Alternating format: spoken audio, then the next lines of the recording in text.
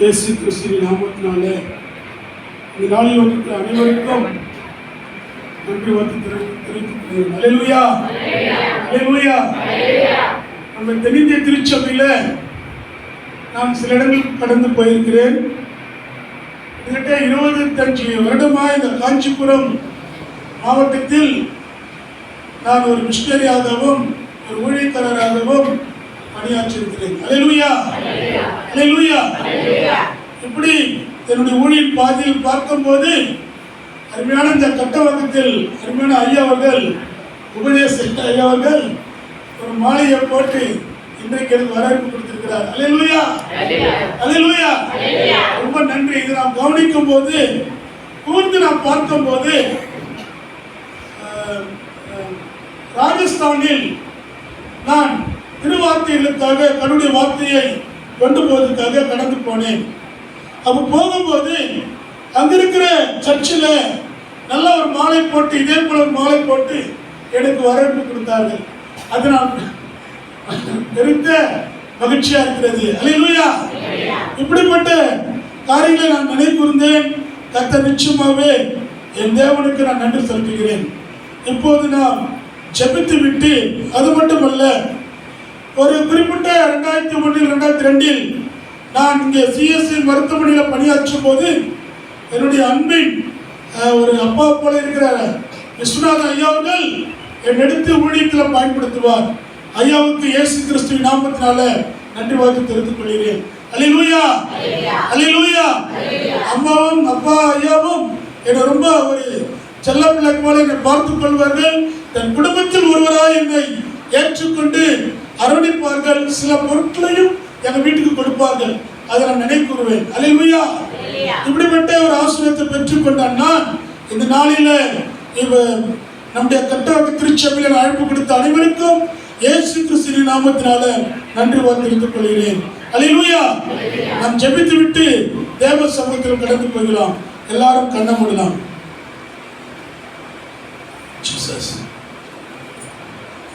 உள்ளமதேன் பாரங்களை உக்காமாய் கத்தரிடம் சொல்லுவோம். உள்ளமதேன் பாரங்களை உக்காமாய் கத்தரிடம் சொல்லுவோம். இக்கட்டு நேரத்தில் கூப்பிடுவோம். இயேசு வந்தார். இக்கட்டு நேரத்தில் கூப்பிடுவோம். இயேசு வந்தார். கர்த்தரை நம்பி ஜீவிப்போம். கவலை கஷ்டங்கள் தீர்ந்திடும். கைவிடாய் காத்திடும் கரமணி. கரங்களை நாம் பற்றிக் கொள்வோம். கைவிடாய் காத்திடும் கரமணி. கரங்களை நாம் பற்றிக் கொள்வோம். என் அன்பின் தகப்பனே, இந்த நாளை கொடுத்திருக்க நன்றி. இந்த நாளில அடியை மறைத்து இதை வெளிப்படுத்தும் ராஜ்யம் உன் கருத்தில் ஒப்பு கொடுக்கிற பெரிய காரியம் செய்யும். இயேசு கிறிஸ்துவின் நாமத்தினால வேண்டிக் கொள்கிறோம் ஜீவனுள்ள தகப்பனே. ஆமென். அல்லேலூயா. அன்பானவர்களே, இந்த நாளில நம்முடைய தென்னிந்திய திருச்சபை குருசேகரம் நம்ம டைசிஸில் நடைபெறுகின்ற ஒரே தலைப்பு திருமணத்தை குறித்து ஆலோசனைகள். திருமணம் என்பது ஒரு அன்பு. அன்பின் நிலைப்புதான் வாழ்வு. அல்லேலூயா. அன்பில்லாதவன் தேவனை அறியான். தேவன் அன்பாகவே இருக்கிறார். அப்படிப்பட்ட ரட்சகர் இந்த நாளில் திருமணத்தில் அன்பை ஊற்றுகிறார். அன்பு ஊற்றுகிற நம் ஆண்டவர் அதில் நாம் நிலைத்திருக்க வேண்டும். வாழ்நாள் முழுவதும் அர்ப்பணிக்க வேண்டும். ஆண்டவருக்காக ஒப்பு கொடுக்கிற பிள்ளைகளாய் ஜீவிக்கப்பட வேண்டும். அதாவது ஒரு ஆணும் பெண்ணும் அன்பில் இணைக்கப்படுவதுதான் திருமணம். திருமணம் என்பது ஏதோ ஒரு அல்ல, ஒரு ஆணும் பெண்ணும் சமுதாயத்தில் அவருடைய அன்பு வளர்வதும் நீதி நெறி காக்கவும் இணைப்பதுதான் திருமணம். ஒரு ஆணுக்கும் பெண்ணுக்கும் திருமணம் செய்யும்போது சமுதாயத்திலும் அவளுக்கு ஒரு பங்கு உண்டு. சமுதாயத்தில் அவர்கள் ஒரு குடும்பமாக இருக்கிறார்கள் என்று நாம் சொல்லுகின்றோம். அல்லேலூயா, அல்லேலூயா. அது மட்டுமல்ல, திருமணம் என்பது ஆண்டவரால் கொடுக்கப்பட்ட ஒரு உடன்படிக்கை. இந்த உடன்படிக்கையில உடன்படிக்கையுடைய வழிபாடுகள் தான் திருமண நிகழ்ச்சி நடைபெறுகிறது. ஒருவரை பார்த்து ஒரு மகனையும் ஒரு மகளையும் பார்த்து சில நாட்கள் நான் திருமணம் செய்து வைத்திருக்கிறேன், எனக்கு லைசன்ஸ் உண்டு. அப்போது நான் கேட்கும் போது உனக்கு இந்த மகன் பிடித்திருக்கிறதா, அந்த மகளை பார்த்து உனக்கு இந்த மகன் பிடித்திருக்கிறதா என்று கேட்பேன். அப்போது அவருடைய நிலைமை, அவருடைய உறவுகள் எப்படி இருக்கிறது என்று சொல்லி அதை கேட்கும் போது அவர்கள் சொல்லுகிறார்கள், எனக்கு இவர் பிடித்திருக்கிறது, நான் மனதார ஏற்றுக்கொள்கிறேன். இவருடைய வாழ்வதற்கில் பார்க்கும்போது சமுதாயத்தில் மட்டுமல்ல, திருச்சபையிலும் ஒரு அங்கீகரிப்பாக காணப்படுகிறது. எல்லாரும் மத்தியில வாக்குத்தத்தம் கொடுக்கிறார்கள். வாக்குத்தத்தம் இல்லாமல் எந்த காரியமும் திருமணத்தில் இணையவே முடியாது. உடன்படிக்கை ஏற்றுக்கொள்ளும் போதுதான் அங்கே நிறைவான ஆசீர்வாதம் கிடைக்கிறதை நாம் பார்க்கின்றோம். மத்திய சுவிசேஷத்தில் நாம் பார்க்கின்றோம் 19ஆம் அதிகாரம் 6ஆம் வசனத்தில் படி பார்க்கலாம். இப்படி இருக்கிறபடியினால் அவர்கள் இருவராய் இராமல் ஒரே மாம்சமாய் இருக்கிறார்கள். ஆகையால் தேவன் இணைத்ததை மனுஷன் பிரிக்காது இருக்க கடவன். அல்லேலூயா. இதை யார் சொன்னது? யார் சொன்னது? இயேசு கிறிஸ்து தன்னுடைய உபதேசத்திலே சொன்னது. பரிசேயன் என்ன சொல்றான்னா, சில கேள்விகளை கேட்கிறார். ஒரு ஊழியக்காரரை பார்த்து நிறைய பேர் கேள்வி கேட்பது உண்டு. தேவையில்லாத கேள்விலாம் கேட்பாங்க நிறைய பேர். இல்ல, காணிக்கை எப்படி போச்சு, காணிக்கை எங்க வந்தது, நீ எங்க வந்த, எங்க போன, எங்க உட்கார்ந்த, எங்க சாப்பிட்ட, எங்க வீட்டுல சாப்பிட்டியா, அவங்க வீட்டுல சாப்பிட்டியா என்று நிறைய பேர் சொல்லக்கூடிய வார்த்தைகள் உண்டு. இதே கேள்வி கேட்கிற வார்த்தையே உண்டு நிறைய பேருக்கு. ஆனா கேள்வி கேட்கிறது இல்ல, ஆவிக்குள் நிரம்புறானா இல்ல அன்பில் நிலைத்திருக்கிறானா என்ற எண்ணம் யாருக்குமே கிடையாது. ஆனா பரிசேயன் என்ன பண்றான்? இயேசுவிடத்தில் வந்து சில கேள்விகளை கேட்கிறான். கேள்விகளை கேட்கும் போது அந்த வார்த்தை சொல்றாரு, அவர்கள் ஒரே சரீரம், ஒரே மாம்சமாய் இருக்கிறார்கள். இப்படி ஆண்டவர் பதில் கொடுக்கிறாரு. இவர்களை ஒரு காலம் நீங்கள் பிரிக்க கூடாது. யாரும் இவர்களை குற்றப்படுத்தி இந்த குடும்பத்தை நாஸ்தி பண்ணக்கூடாது. இந்த குடும்பத்துக்கு கூறிய காரியத்தை நன்மை தான் செய்ய வேண்டும். அவங்க சொல்றாங்க, வார்த்தை சொல்றாங்க, மோசேயுடைய கட்டளையை நாம் பின்பற்றினோம். யாருடைய கட்டளை? மோசேயுடைய கட்டளை நாங்கள் பின்பற்றினோம். மோசே பல கட்டளை கொடுத்திருக்கிறார், 10 கட்டளை கொடுத்திருக்கிறார். அதை நீங்க பின்பற்றீங்களா? சொல்லுங்க. மோசே 10 கட்டளை கொடுத்தாரு, பொய் சொல்லாதிருப்பையாக. நம்ம என்ன பண்றோம்? குடும்பத்துல பொய் சொல்றோம். சில நேரங்களில் நாம் அறியாமைய தவறுகளை செய்கிறோம். சில தவறுகளை செய்து மட்டுமல்ல, சில பலவிதமான நன்மையை மட்டுமல்ல தீமைகளையும் செய்கிறோம். ஆனா கட்டளையை நீங்க மீறீங்க. அதனால்தான் ஒரு பரிசேயன் மீது பாருங்க, எல்லாரும் வந்து ஒரு பெண்ணை பார்த்து சொல்றாங்க, இந்த பெண் விபச்சாரத்தில் கை காலமாய் பிடிக்கப்பட்டால். நான் பிடிச்சிட்டோம், இந்த பெண் என்ன செய்யணும்னு கேட்கிறாங்க. அது இயேசு சொன்னாரு, நீங்கள் யார் பாவம் செய்யாம இருக்கிறீர்களோ அவங்க முதலாவது எல்லாரும் ஆயிட்டாங்க பாவம் செய்தவர். ஏன் சொல்றேன்? யாரும் விடப்படல, ஒரு கூட நிக்கல. அல்லேலூயா, அல்லேலூயா. அந்த மகளை பார்த்து சொல்கிறார், நம் ஆண்டவராகிய இயேசு கிறிஸ்து சொல்கிறார், இனி நீ பாவம் செய்யாத. அருவரை சொல்கிறார், ஒரு ஆசிரியராக, ஒரு டீச்சராக, ஒரு போதகராக, ஒரு மேய்ப்பனாக நம் ஆண்டவர் நல்ல மேய்ப்பன், நல்ல தகப்பன் அந்த மகளுக்கு சொல்றாரு, இனி நீ பிள்ளைகளை பார்த்துட்டே போன வாரத்துல டீச்சர்ஸ் நினைக்கிறேன் என்ன சொல்றாங்க, பிள்ளைகள் நல்லா படிக்கடா, நல்லா வாழ்ந்தா, நல்ல டாக்டரா வாங்கடா, நல்ல பெரிய ஆளா வாங்கடான்னு சொல்றோம். ஆனா சில பிள்ளை பண்றது இல்ல, படிக்கிறதே இல்ல, லாஸ்ட் பண்றாங்க, மூட்டையை சுமக்குறாங்க. குடி குடிச்சு சின்ன வயசுல சிறுக்கட்டு போய் நிறைய பிள்ளைங்க பாதை கெட்டு போய் இரும்பு சுமக்குறாங்க. சில பேர் பலவிதமான தீமைக்குள்ள போறாங்க, சீக்கிரமா பணக்காரன்னு ஜெயிலுக்கு போறாங்க. அப்படிப்பட்ட சிக்கட்டு போன பிள்ளைகள் நிறைய பிள்ளைகள் உண்டு. ஆசிரியர் சொல்லிக் கொடுக்கிற வார்த்தைக்கு கீழ்ப்படிந்தால் நிச்சயமா அவர்கள் டாக்டராக வரலாம். அல்லேலூயா, அல்லேலூயா. பாருங்க, அதனால கற்றுக் கொடுக்கும் போது அதை நம்ம என்ன பண்ணோம், புரிந்து கொள்ள வேண்டும். இயேசு கிறிஸ்து இப்படிதான் திருமணத்தை குறித்து அந்த உறவுகளை குறித்து சொல்கிறார். பரிசேயர் கிட்ட அதை விட்டு விடுங்கள். மோசேஸ் சொன்னார், உண்மைதான், ஏன்னா நீங்க நல்லவங்க அல்ல, நீங்க ஏனாதனமாய் கொடுக்கறது கேட்கிறீங்க, அதனால தள்ளஸ்டிக்கு கொடுத்து அவர் விட்டு சொல்லி இருக்கிறார். இனிமே அது என்ன பண்ணாதீங்க, செய்ய வேண்டாம். அல்லேலூயா, அல்லேலூயா. திருமணத்தில் பாருங்க, திருமணம் என்பது ஒரு அன்பின் இணைப்பு. அந்த அன்பின் இணைப்பில் நாம் உருவாக்கப்பட வேண்டும்.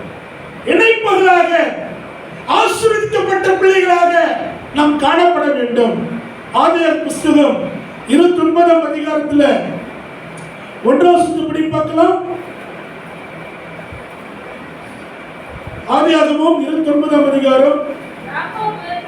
யாக்கோபு பிரயாணம் பண்ணி கீழ் திசையாய் போய் சேர்ந்தான். அங்கே வயல்வெளியிலே ஒரு கிணற்றையும் அதன் அருகே மடங்கி இருக்கிற 3 ஆட்டு மந்தைகளையும் கண்டார். பாருங்க, யாக்கோபு குறித்து பார்க்கிறோம். யாக்கோபுக்கு ஒரு நாள் திடீரென்று பலவிதமான சூழ்நிலைகள் ஏற்படுகிறது. தன் அண்ணனை ஏமாற்றி தன் தாய் என்ன பண்ணாங்க, ஆசீர்வாதத்தை, அப்பா கொடுக்கிற ஆசீர்வாதத்தை என்ன பண்ணாரு, யாக்கோபு பெற்றுக்கொண்டாரு. என்ன செய்து புரியல அம்மாவுக்கு, எங்க சாக போகிறானோ என்று சொல்லி யாக்கோபு என்ன பண்ணாரு, நீ போயிடு, என் அண்ணன் வீட்டுக்கு போ, கீழ்த்து சிக்க போ, அங்க என் அண்ணன் இருப்பாரு, என் அண்ணன் என்ன பண்ணாரு, பத்திரமா பார்த்துக் கொள்வார். அல்லேலூயா, அல்லேலூயா.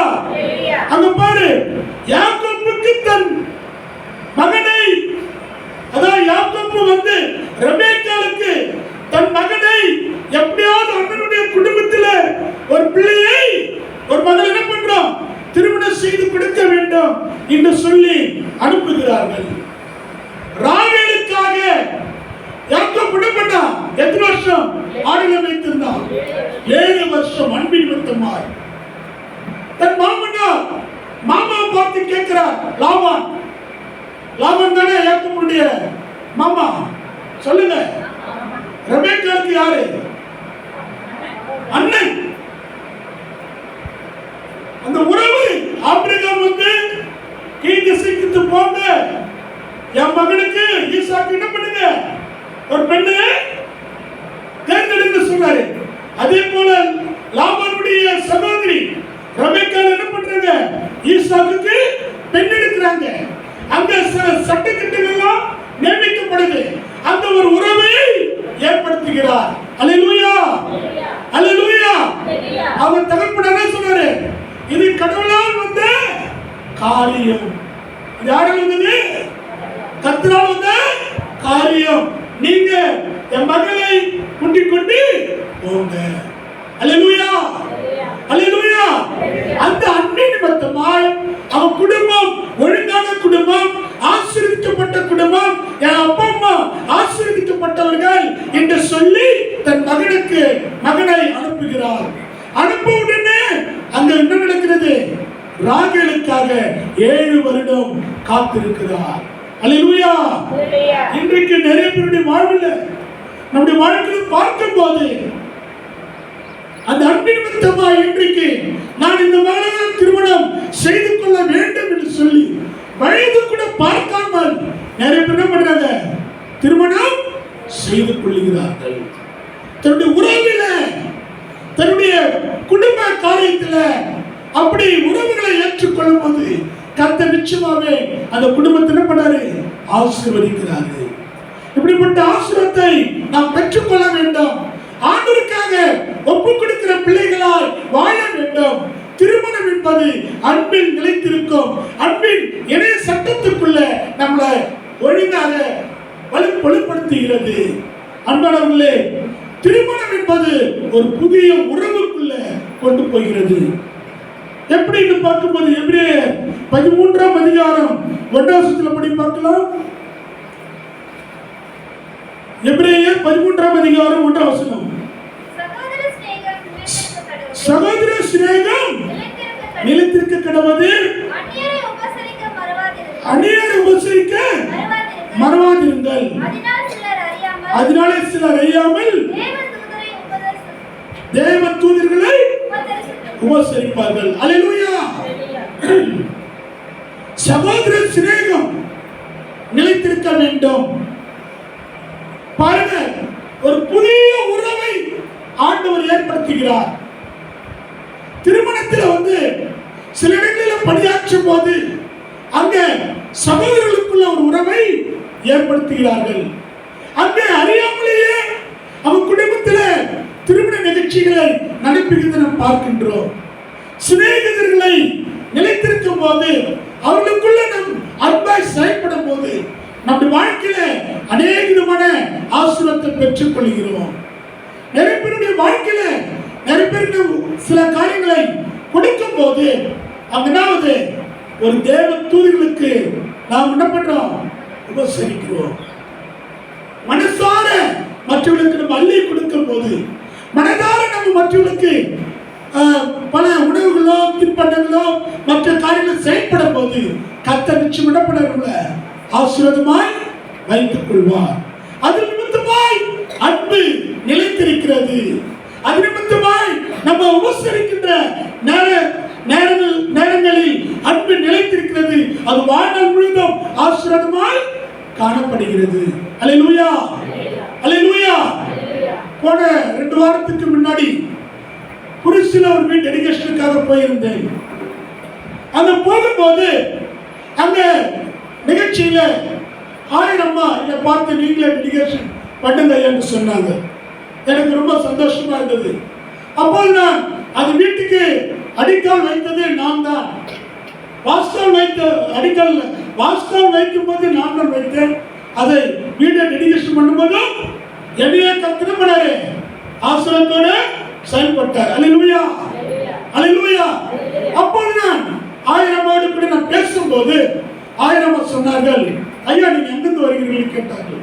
அப்போ சில காரியங்களை என்னுடைய உறவுகளை குறித்து நான் சொன்னேன். எதை குறித்து சொன்னேன்? என்னுடைய உறவுகள் எப்படிப்பட்டது, நான் எந்த ஊரை சேர்ந்தவன், நான் எங்கிருந்து வந்தவன் என்று சொல்லும் போது அப்போது 1000 அம்மா சொன்னார்கள், என்னுடைய அக்கா வீட்டுக்காரை பற்றி நீங்க சொன்னீங்கன்னு சொன்னார்கள். அல்லேலூயா. என்ன சொன்னார்கள்? ரிச்சர்ட் சாலமோன் ஏழை சேர்மனா இருக்கும் போது என்னுடைய அண்ணன் தான், அவன் தாத்தாவும் எங்க தாத்தாவும் ஒரே வச்சில பிறந்தவர். அவங்க அப்பாவுடைய அப்பாவும் எங்க அப்பாவுடைய அப்பாவும் ஒரே இனத்தை சேர்ந்தவர்கள். அப்போது என்னுடைய இனத்தை சேர்ந்தவர் தான் ரிச்சர்ட் சாலமோன். அவன் மகன் தான் சும்மாசத்திரத்தில் ஆயராக இருக்கிறார்.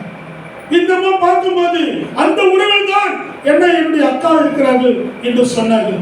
உறவுகள் என்ன கடந்து போகிறது?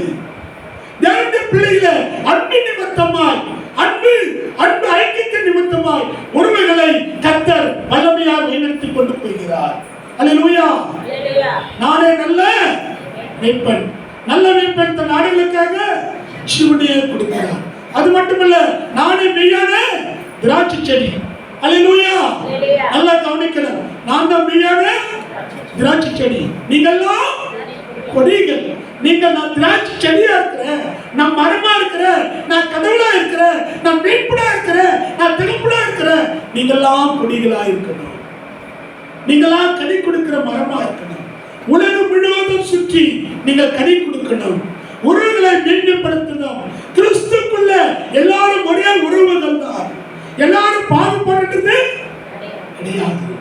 கிறிஸ்துக்குள் இருந்தால்தான் திருமணம் செய்ய வேண்டும். கிறிஸ்துடைய வழிபாட்டுக்குள்ள, கிறிஸ்துடைய குடும்பம் பிள்ளைகள் இருந்தால்தான் அந்த வழிபாட்டுக்குள்ள நிலைநிற்க வேண்டும். அப்படி நிலைநிற்கும் போதுதான் அந்த அன்பு உறவுகளை ஆண்டவர் வழிநடத்துகிறார். அதான் சிநேகத்தில் நீங்க அன்பு கூறுங்கள். எபிரேயர் 13:4 படிங்க. விவாகம் யாவருக்கும் கனமுள்ளதா இருக்கும். விவாக வஞ்சம். ஆமென். அல்லேலூயா.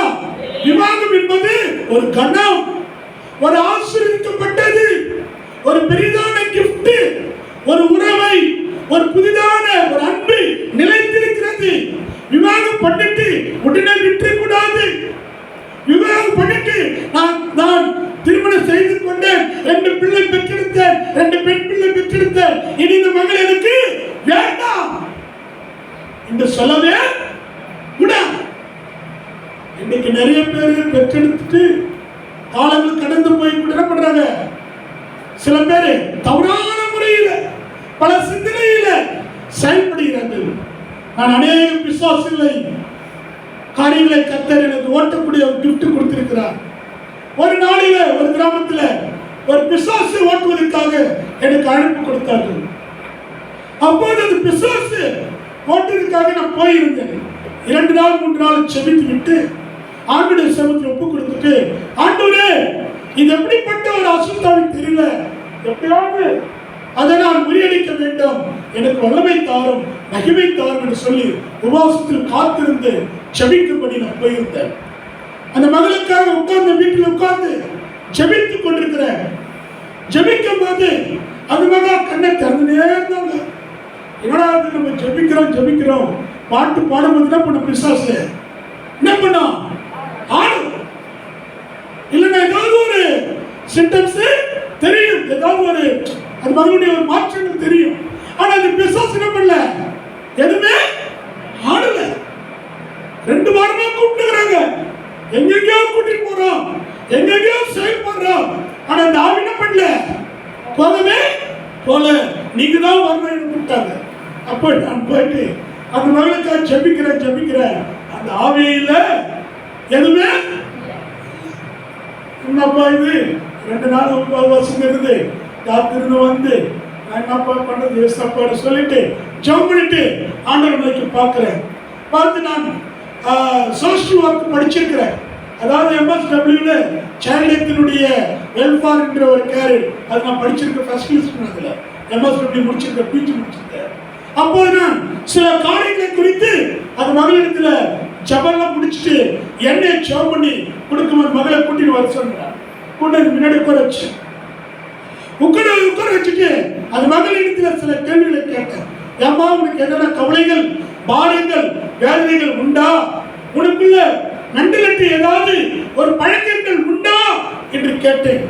பாருங்க அந்த மகள் சொல்லிச்சு ஒரு வார்த்தை, எங்க வீட்டுக்காரர் என்னை அடிக்கிறார், அழகான முகத்தை என் அடிச்சு மூஞ்செல்லாம் உண்டாக்கி விட்டார், என் நிலைமை மோசமா விட்டது, நான் விட இனிமே வாழ மாட்டேன், நான் அவனை ஜெயில போடணும், அவனை எப்படியாவது கேஸ் கொடுக்கணும் என்று சொன்னேன். சரிம்மா பரவாயில்ல, ஏமா நீ கேஸ் கொடுக்குற என்று கேட்டேன். நான் இல்ல எப்படியாவது கேஸ் தான் கொடுத்துடணும், அவனை போய் 2 பேர் 3 பேர் அடிச்சாலும் என் மனசு தாங்கும். நல்ல வீடு கட்டி இருக்கிறாங்க, நம்ம வீட்டுக்காரர் கம்பெனி வேலை செய்யறாரு, நல்ல வீடு கட்டி இருக்கிறாங்க, காஞ்சிபுரத்தில் ஒரு இடத்துல நல்லா டெலிகேஷன் பண்ணியிருக்கிறாங்க, எல்லாமே இருக்குது. அப்போது என் மகளை பார்த்து கேட்டேன், என்னம்மா ஆச்சு சொல்லுமான்னு கேட்டேன். அப்போது லாஸ்ட் ஒரு வார்த்தை சொன்னாங்க, ஆண்டவர் வெளிப்படுத்தினார். அல்லேலூயா, அல்லேலூயா. ஒரு நாள் அவன் தாய் மறிக்கின்ற நேரத்தில் வாலிப பருவத்தில் தன்னுடைய குடும்பத்தில் உறவில ஒரு சகோதரன் தன் தன் வீட்டுக்கு வந்து போவாராம். அந்த வீட்டுக்கு வரும்போது அண்ணன் என்ற முறையில் இருக்கும்போது அந்த மகளை சீர்கெட்டு போய்விட்டார். அந்த மகள் சொல்கிறது, அந்த மகனோடு கூட என்னை இணைத்தால் நான் சந்தோஷமா வாழ்வேன். எப்படிப்பட்ட பிசாசு பார்த்தீங்களா?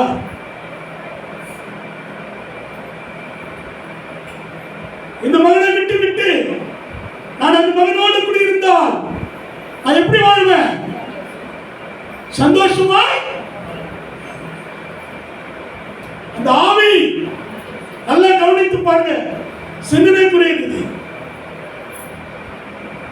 நம்மை நிலைத்திருக்க வேண்டும், சிநேகிதன் இருக்க வேண்டும். உண்மைதான், கம்பெனில சிநேகிதன் இருக்கணும், வேலை செய்யறதுல சிநேகிதன் இருக்கணும்.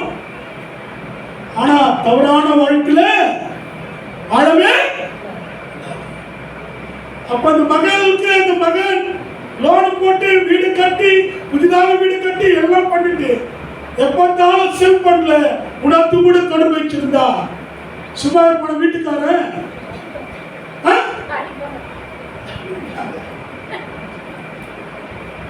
சொல்லுங்க, அடிப்பாங்க, துன்பப்படுத்துவாங்க. எப்பத்தாலும் வீட்டுக்காரர் சாப்பாடு செய்யாம போன்ல இருந்தா ஓடி அம்மா வீட்டுக்கு சொல்லிட்டு என்ன பண்ணுவாங்க, அழைச்சிடுவாங்க. அப்ப அந்த மகா சொல்லுவாரு, அந்த ஆவி அப்பதான் சொல்றாங்க, இத்தனை நாள் எனக்கு எதுவுமே சொல்லலையா, இப்பதான் என் மகன் என்ன பண்றாங்க.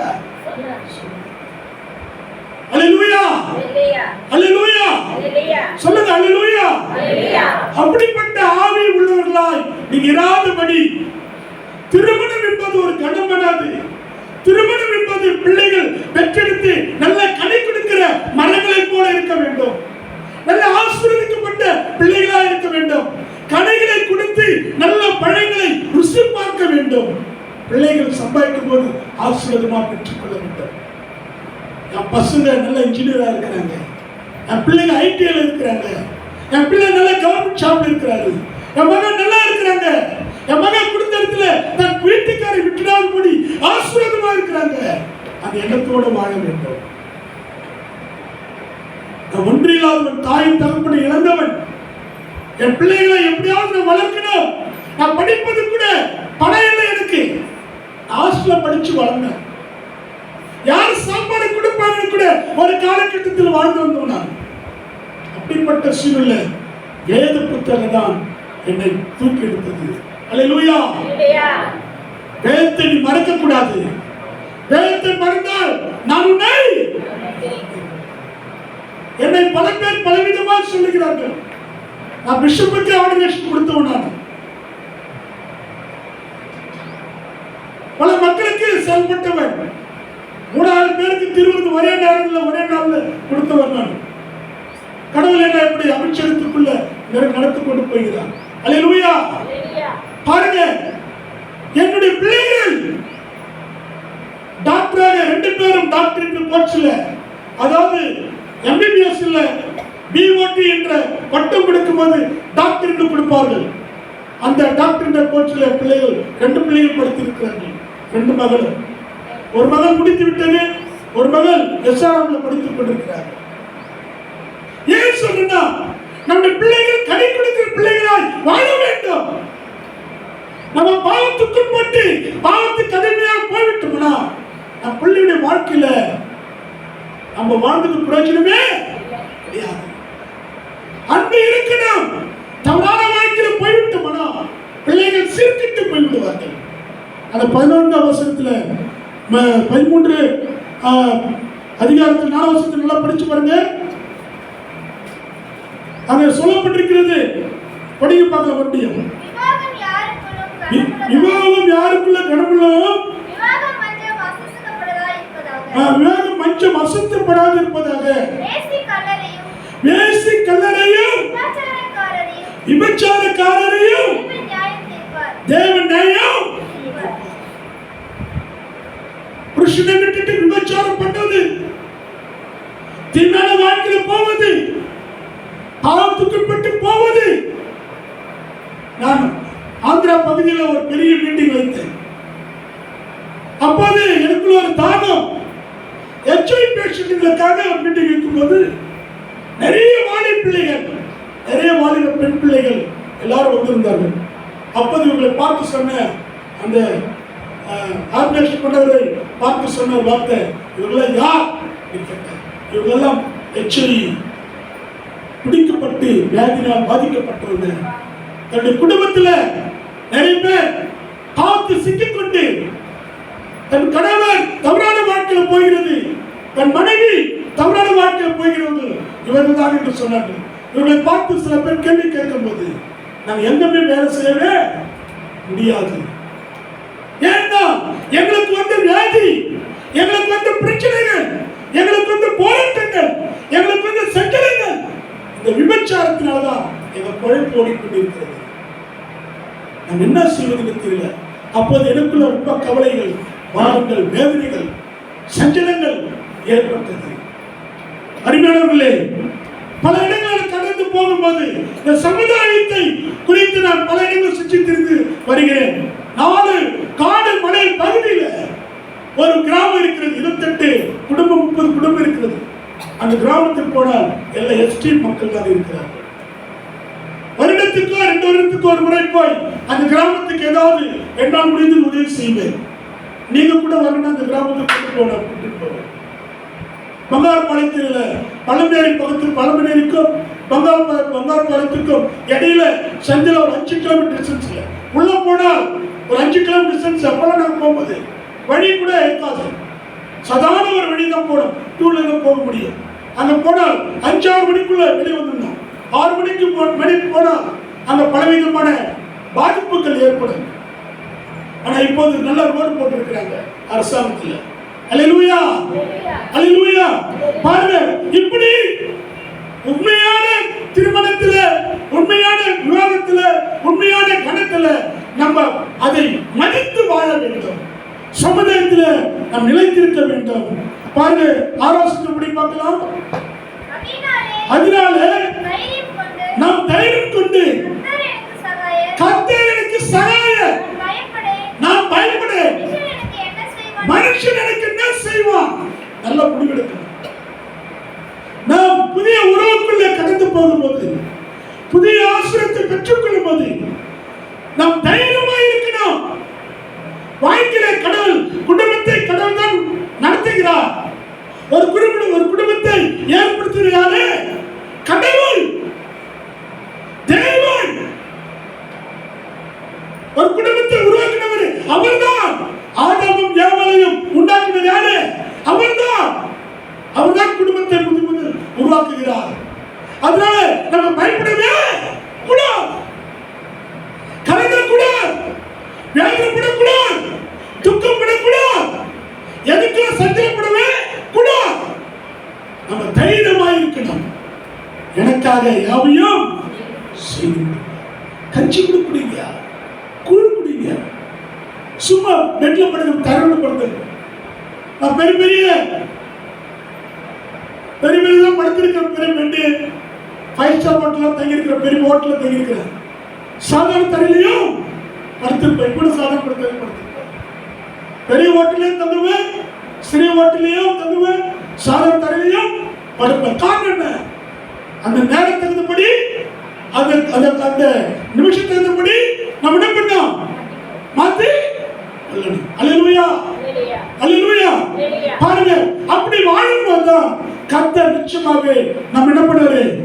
ஆசீர்வதிப்பார். புதிய உறவை உருவாக்கினவர் சிநேகத்தை கொடுக்கிறார்.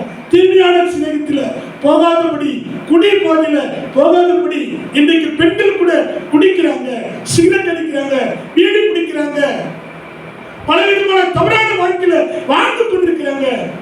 இன்னைக்கு 8 கல்யாணம் 10 கல்யாணம் என்று சொல்லி பேப்பர்ல படிக்கிறோம். ஆண்களையும் 10 கல்யாணம் பண்ணியிருக்கிறாரு என்று பேப்பர் படிக்கிறோம்.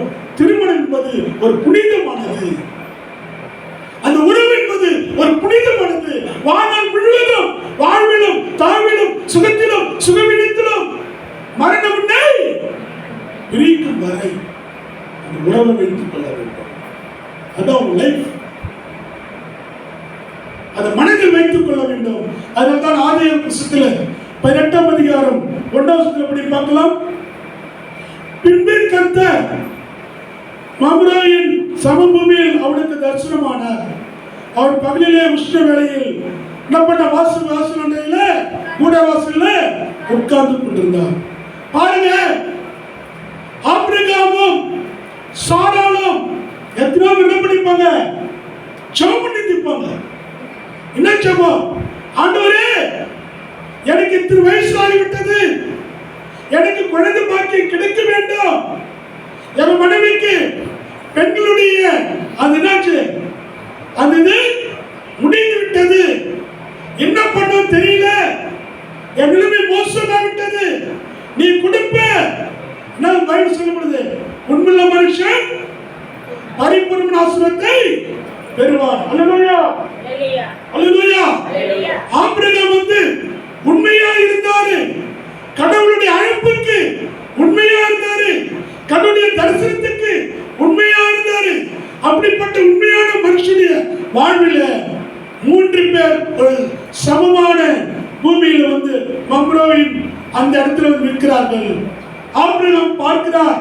உடனே பார்த்துடனே 3 பேர் யாருன்னு அவருடைய கண்ணுக்கு என்ன தெரிஞ்சுன்னா, இது தேவனுடைய பிள்ளைகள் நினைக்கூர்ந்து உடனே ஓடி போய் ஆபிரகாம் 3 பேரை சந்திக்கிறாரு.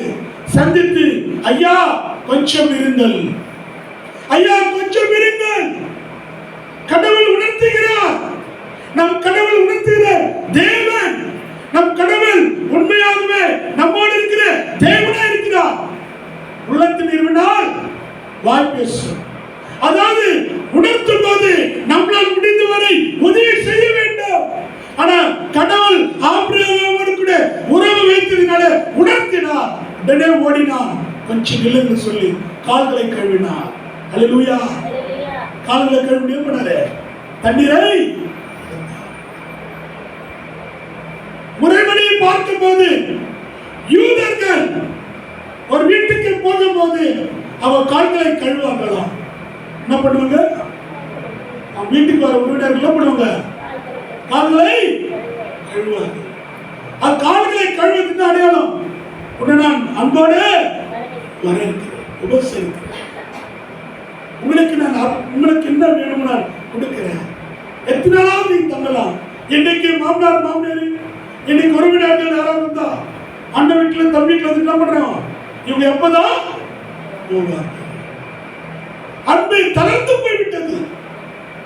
அப்பா அம்மா எங்க போயிடுவாங்க? பலவிதமான சூழ்நிலைகள் ஏற்படுகிறது. காரணம் என்ன? காரணம் என்ன? அன்பு இல்லை, அரவணைப்பு இல்லை, ஒருவனுடைய அன்பு காணலை. அதனாலதான். ஆனா அந்த காலத்துல அன்பு நிறைய இருந்தது. ஆபிரகாம் அன்பா இருந்தனால போயிட்டு 3 பேருடைய கால்களை கழுவினார். கழுவு மட்டுமல்ல, அவனுக்கு சொல்றாரு, ஐயா கொஞ்சம் வெயிட் பண்ணுங்க, உங்களுக்கு நல்ல ஆதரத்தை. இன்னைக்கு நம்ம வீட்டுல அண்ணனோ தம்பியோ மாமனாரோ மாமியாரோ என்ன பண்றோம்? ஒரு வேளை தான் நல்ல சாப்பாடு தரோம். ஆனா 3 வேளை கொடுத்துல ஒரு மாதிரியா காலம் கடந்து போக அப்ப நினைக்கிறாங்க, இங்கன்னா இல்ல நம்ம பிள்ளைக்கு தொல்லை கொடுக்கூடாது, நம்ம பிள்ளைகளுக்கு கஷ்டத்தை கொடுக்கூடாது, என் மகளுக்கு கஷ்டத்தை கொடுக்கூடாது, என் மகனுக்கு கஷ்டத்தை கொடுக்கூடாது. இன்னைக்கு நிறைய குடும்பத்துல இப்படிதான் வாழ்ந்து கொண்டிருக்கிறாங்க. அன்பு இருக்கு, அந்த குடும்பம் தான் ஆசீர்வாதமா இருக்கும், அந்த குடும்பம் மகிழ்ச்சியா இருக்கும், வாழ்நாள் முழுவதும் மகிழ்ச்சியா இருக்கும். யார் யார் தாயும் தகப்பனையும், யார் யார் மாமனார் மாமியாரை உண்மையா நேசிக்கிறார்களோ அவங்க வாழ்க்கையில நிறைவான ஆசீர்வாதம் உண்டு. அல்லேலூயா, அல்லேலூயா. அந்த வாழ்க்கையில எந்த விதமான கஷ்டமே வராது. என் மாமியார் கூட என்ன திட்டுவாங்க, ஆனா நிறைய என்ன பண்ணுவாங்க, நல்ல பிரியாணி சாப்பாடு எல்லாம் வாங்கி தருவேன். அப்படி என்ன பண்ண சில நேரத்துல திட்டுவாங்க. ஏன்னா நான் பல இடத்துக்கு போயிடும், நான் வீட்டுல இருக்க மாட்டேன். எங்க பார்த்து ப்ரோக்ராம், எங்க பார்த்தாலும் அந்த ப்ரோக்ராம், இங்க ப்ரோக்ராம், அந்த ப்ரோக்ராம். ஒரு நாள் நேரத்தில் டியூட்டி முடிச்ச உடனே வேற ப்ரோக்ராம் பண்ணிருக்கணும். அப்படி போகும்போது இவன் ஒரு நாள் கூட தங்குறது இல்லையே என்ற ஒரே பிரச்சனைங்க. அதனால ஏன்னா கடவுள் கொடுக்கப்பட்ட பணி, கடவுள் கொடுக்கப்பட்ட திருவார்த்தை, கடவுள் கொடுக்கப்பட்ட நற்செய்தி, அந்த நற்செய்தியை உலகம் முழுவதும் சொல்லணும். 1 தீமோத்தேயு 2 அதிகாரம் 4 வருஷத்தை படி பார்க்கலாம். 1 தீமோத்தேயு 2:4 படிங்க. எல்லா மனுஷரும் ரட்சிக்கப்படவும் சத்தியத்தை அறிகின்ற அறிவையும் அறியவும் அவர் சித்தமுள்ளவராய் இருக்கிறார். அல்லேலூயா. எல்லா மனுஷருக்கும் என்ன பண்ணணும்? சுவிசேஷம் அறிவிக்கணும். நீங்க கூட சுவிசேஷம் அறிவிக்கணும். கம்பெனில வேலை செய்யும்போது, ஸ்கூல்ல பள்ளி பிள்ளைகளுக்கு கற்றுக் கொடுக்கணும். சத்தியத்தை சொல்லணும். சத்தியத்தை சொல்லும் போதுதான் அவர்களை ஏற்றுக்கொள்வார்கள். அப்போதான் நிறைவான ஆசீர்வாதம் கிடைக்கும். பாருங்க, ஆபிரகாம் உடனே வந்தார்கள், அவர்களை கால்கள் கண்டார்கள், ஓடி போனார். ஓடி பண்ணக்கூடாது. ஆதியாகமம் 18 அதிகாரத்துல 2வது வசனத்தை படி பார்க்கலாம். 7வது வசனம். ஆபிரகாம் மாட்டு மந்தைக்கு ஓடி ஒரு இளங்கன்றை பிடித்து வேலைக்காரன் கையில் கொடுத்தான். பாருங்க, எவ்வளவு விஷயம் பாருங்க. உடனே என்ன பண்ணா? மாட்டு நிறைய பேர் மாட்டுடைய கறியை சாப்பிடுறதில்லை. ஆனா தேவ தூதர்கள் தேவன் என்ன பண்ணுகிறாரு? மாட்டுக்கறியை சாப்பிட்டிருக்கிறார். அந்த மாட்டுக்கறியுடைய நுரையீரல் ஒரு நம்ம சண்டைக்கெல்லாம் இரும்புக்கெல்லாம் அந்த பிரச்சனைக்கெல்லாம் நல்லது, தீர்வு காணும். அதனால அதை சமைத்து தேவனுக்கு என்ன பண்ணாரு? கொடுத்தார். ஆண்டுடைய பிள்ளைகளுக்கு கொடுத்தார். உண்மையாகவே அவருடைய அன்பு எவ்வளவு பெரியது, எவ்வளவு ஆசீர்வாதம். அதாவது ஒரு குடும்பம் இருந்த ஆபிரகாமுடைய குடும்பத்தில் குழந்தை பாக்கியம் இல்லாதனால, பல பிரச்சனைனால இப்படி பாதிக்கப்பட்ட நேரத்தில் ஒரு ஆறுதல் தேர்தலாக 3 பேர் சொல்கிறார்கள், மகளுக்கு உன்னுடைய மனைவிக்கு இந்த ஆண்டில குழந்தை கிடைக்கும். அல்லேலூயா, அல்லேலூயா. இது வாக்கு சொல்றாங்க. அதுதான் வாக்குதத்தம் செய்த கர்த்தரே. எல்லாம் கரெக்ட். வாக்குதத்தம் செய்த கர்த்தரே, வாக்குமாய உன்னதனே. வாக்குதத்தம் செய்த கர்த்தரே, வாக்குமாய உன்னதனே. வாழ்ந்த நம்பி வந்து நீக்கியோ, அல்லாவி மாறி போற்றுவே. நாங்கள் வாழ்ந்த நம்பி வந்து நீக்கியோ, அல்லாவி மாறி போற்றுவே. இயேசுவே நீர் பெரியவர், இயேசுவே நீர் பரிசுத்தர், இயேசுவே இயேசுவே நீர் வல்லமையோ,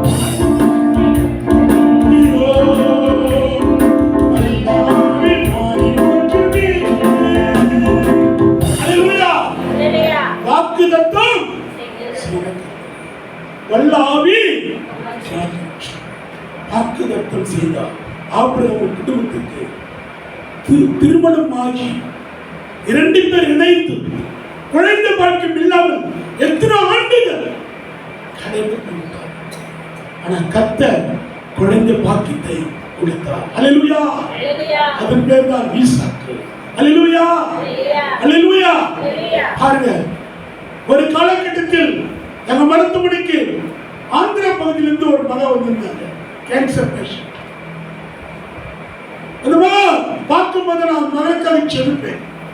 உனக்கு ஒண்ணு வராதுமா, பயப்படாதுமான்னு சொல்லி அவங்க நிறைய டைம் ஆறுதல் தேர்தல் கொடுப்பேன். ஐயா, எனக்கு எப்படியாவது ஒரு குழந்தை வேணும் என்று கேட்பார்.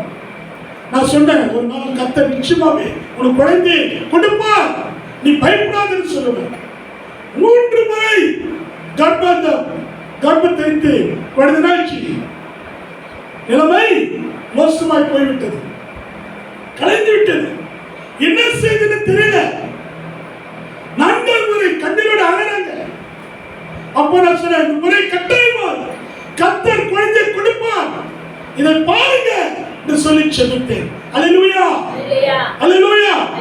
பாருங்க, செபிக்க அந்த மகன் மறுபடியும் கர்ப்பம் உண்டாகிட்டது. ஒரு குறிப்பிட்ட ஸ்டேஜ் வந்தது. 4 மாசம் ஆகிவிட்டது. 3 மாசம் மாசத்துல கர்ப்பம் கலைந்துவிடும். 4 மாசம் ஆகிவிட்டது, 5 மாசம் ஆகிவிட்டது, அது நிறைவான கர்ப்பமாகி ஒரு குழந்தையை பெற்றெடுத்தார்கள். எல்லாம் கர்ப்பம் கட்டி கர்த்தர். ஹல்லேலூயா. கர்த்தர் நிச்சயமாகவே வாக்குத்தத்தம் கொடுக்கிறார். தேவனுடைய பிள்ளைகள், ஊழியர்கள், தேவனுடைய தரிசனம் பெற்ற பிள்ளைகள் சொல்லும்போது தேவன் அந்த ஜெபத்துக்கு பதில் கொடுக்கிற வல்லவராய் இருக்கிறார். அதை நீங்கள் புரிந்து கொள்ள வேண்டும். ஏன் ஊழியக்காரன், ஏன் முப்பார், ஏன் சபை மக்கள் நீங்களாம் ஜெபிக்கணும், அநேக பேர் ரட்சிக்கப்படணும், அநேக பேருக்கு வாக்குறுதி கொடுக்கணும். இந்த ஆண்டிலே கர்த்தருடைய குழந்தையை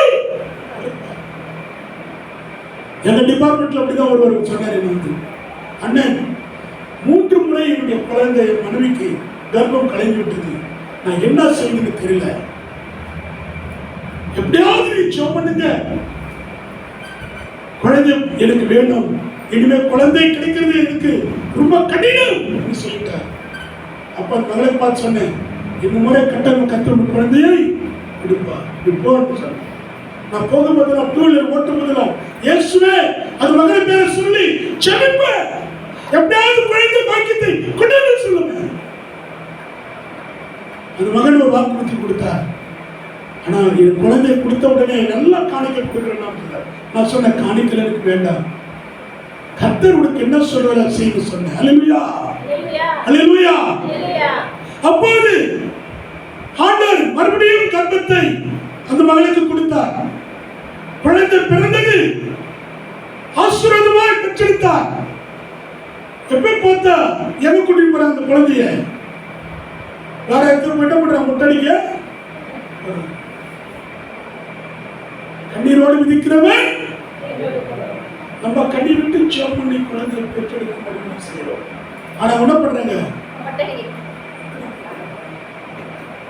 கலங்கடியில குழந்தையும் கொண்டு போறாங்க, அவங்க பாம்பரை கடவுளுக்கு போறாங்க.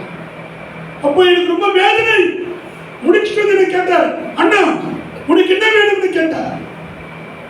ஏப்பா இன்னும் போய் இதெல்லாம் வந்தது, ஆனா அதெல்லாம் கட்டுல விட்டுனாங்க. சரி ஓகே, சரி ஒரு 10 மூட்டை சிமெண்ட் எடுத்துருப்பா, சர்ச்சை கட்டணுமான்னு சொன்னேன். என்ன சொன்ன, 10 மூட்டை சிமெண்ட் எடுத்து. அவர் சொன்னார் ஒரு எனக்கு 2000 ரூபாய் தரணும். 2000 வேணாப்பா, நீ கொடுக்க தேவை சொன்னார். அல்லேலூயா, அல்லேலூயா. நம்ம பணத்துக்காக ஜெபிக்கிற கூட்டம் அல்ல, வியாபாரத்துக்கு நான் ஜெபிக்கல, வியாபாரத்துக்கு நான் பிரசங்கம் பண்ணல, வியாபாரத்துக்கு நான் சுவிசேஷம் சொல்லல. நான் ஆண்டவருக்காக ஓடுகிறவன். கடவுள் எனக்கு என்ன கொடுக்கிறாரோ அது எனக்கு கொடுப்பார். அல்லேலூயா, அல்லேலூயா. நிறைய பேர் பாட்டு பண்ண ஒரு அமௌண்ட், பிரசங்கம் பண்ண ஒரு அமௌண்ட் 3 லட்சம் ரூபாய். ஒரு பெரிய ஊழியக்காரன் தான் 3 லட்சம் ரூபாய். ஒரு இடத்துல நான் பிரசங்கத்துக்கு போனேன், ஒரு நல்ல டிவில பாடுவார், ரெக்கார்டெல்லாம் போடுவார். அவன் சர்ச்சுக்கு நான் மெசேஜ் போனேன். மெசேஜ்க்கு போயிட்டு பிரசங்கம் முடிச்சுட்டு வர அவர் கேட்கிறேன், ஐயா நீங்க வந்தீங்கன்னா நல்ல பாட்டு ஆரம்பிக்கணும்னா எவ்வளவு அப்படின்னு கேட்டேன். நான் அவர் கேட்டாரு, ஒரு நாளைக்கு 4000 ரூபாய் கொடுங்க ஐயா, 3000 ரூபாய் கொடுங்க ஐயா, ஒரு நைட்டுக்கு எனக்கு சாப்பாடு டீ எல்லாமே நீங்களே பார்த்துக்கணும். 3 நாள் இருந்தா 9000 ரூபாய் கொடுக்கணும், 10,000 ரூபாய் கொடுன்னு கேட்டாரு. அப்ப நான் பிரசங்கம் பண்ணி முடிச்சுட்டு வரும்போது அவர் எவ்வளவு கொடுக்கணும், எல்லாம் ஒரு 4 சமயம் ஒன்றா சேர்த்து மீட்டிங் வச்சாரு. நான் மெசேஜ் கொடுக்க எவ்வளவு கொடுக்கணும், நான் எதுவுமே கேட்கல. அவர் என்ன பண்ணல, எனக்கு எதுவுமே கொடுக்கல. நான் இதோ இருக்கேன், நானே அவர் கொடுத்துட்டு வரேன். குடிக்க மட்டும் அப்படியே எனக்கு மட்டும் இப்படியா பாருங்க, அந்த குடிக்கிற கரைகளாய் மாறணும். ஆண்டவருக்கா குடிக்கும் போது ஆண்டவர் எனக்கு கொடுக்கிறார். என் மனைவி எப்பவுமே தசமாக எடுத்து ஃபுல்லா டோட்டலா ஜோம் பண்ணிட்டு என்கிட்ட கொடுக்கும். எனக்கு நிறையவா இருக்கும் அந்த பணமெல்லாம் எனக்கு நிறைய இருக்கும். ஒரு மாதம் முழுவதும் செலப்படுத்தி ஊழித்து செலப்படுறதுக்கு எனக்கு போதுமான பணம் கிடைக்கும். அல்லேலூயா, அல்லேலூயா. பாருங்க, கர்த்தர் கொடுத்த gift எடுக்கிறது. அதனால உறவையை நீண்டப்படுத்த வேண்டும் என்றால் ஆண்டவருக்காக ஒப்பு கொடுக்கிற பிள்ளைகளாய் காணப்பட வேண்டும். திருமணத்தில் அப்படிதான் தேவன் நம்மை ஆசீர்வதிக்கிறார். நாம் மற்றவர்களோடு கூட இணைந்து செயல்பட வேண்டும். ஆண்டவர் புதிய உறவை ஏற்படுத்த ஏற்படுத்துகிறார். அப்படிப்பட்ட ரட்சகரை உண்மையானவர் பின்பற்ற வேண்டும். பாருங்க, ஆதியாகமம் புஸ்தகம் 19ஆம் அதிகாரம், மத்திய 19ஆம் அதிகாரத்தில் 8வது வசனத்தை பார்க்கலாம். ஆதியாகமம், அதற்கு அவர் உங்கள் மனைவிகளை தள்ளி விடலாம் என்று உங்கள் இருதயத்தை கடின நிமித்தம் ஆதி முதல் அப்படி இருக்கவில்லை. திருமணம் என்பது ஒரு புதிய மாற்றத்தை மட்டுமல்ல, சமுதாயத்திலையும் உருவாக்கக்கூடியது. சமுதாயத்தில் அநேக விதமான ஆசீர்வாதத்தை, நிறைவான ஆசீர்வாதத்தை கூட இந்த திருமணம், இந்த பிள்ளைகள் சமுதாயத்தில் நல்லா வாழ்கிறார்கள், மகிழ்ச்சியா இருக்கிறார்கள், சந்தோஷமா இருக்கிறார்கள் என்று சொல்லி சமுதாயம் உங்களை போற்ற வேண்டும். இவங்க அப்பா அம்மாவா பயங்கரமான திருமணம் சொல்லக்கூடாது. ஒரு குடும்பத்தில் திருமணம் நடந்தது. சமுதாயத்தில் என் நண்பன் ஒருவர் சொன்னார், ஐயா பொண்ணு நான் பார்த்தேன், ஃபாரின் மாப்பிள்ளை திருமணம் செய்து கொண்டார்கள், சமுதாயம் அவர்களை குறித்து ரொம்ப கேவலமா பேசுகிறது என்று சொன்னார். என்ன யோசனை கேட்டேன். என்னுடைய ரொம்ப ஃப்ரெண்ட் இருந்தவர். அப்படி கேட்கும் போது, அது மகள் திருமணம் செய்யும் போது பெண் கொடுக்கிற தகப்பன் என் மகளை ரொம்ப ரொம்ப ரொம்ப நிறைய நகை போட்ட மாதிரி என்ன பண்ணாரு, எல்லாமே டூப்ளிகேட் என்ன பண்ணாரு, ஃபுல்லா போட்டார். 20,000 போட்டார், நகையை ஃபுல்லா போட்டார். வெளிநாட்டு மாப்பிள்ளாச்சே, நம்ம நர்ஸு என்ன பண்ணாரு, ஃபுல்லா போட்டுட்டாரு. போட்டுட்டு என்ன பண்ணாரு, திருமணம் ஆகிவிட்டது. அந்த திருமணத்துக்கு நானும் கூப்பிட்டாங்க, என்ன கூப்பிட்டாங்க, நான் போல திருமணத்துக்கு. ஏன்னா சில விஷயம் தெரியும், நான் போல திருமணத்துக்கு போவதனால கேட்டாரு. அப்போது அவரை கேட்டேன், நான் என்ன விஷயம் தெரியல. திருமணம் ஆகிவிட்டது, 3 மாசம் லீவுக்கு வந்தார் மாப்பிள்ளை. நல்லா சந்தோஷமாயிட்டாங்க, மகிழ்ச்சியா இருந்துட்டாங்க. மாமியார் கூப்பிடுறாங்க மகளை பார்த்து.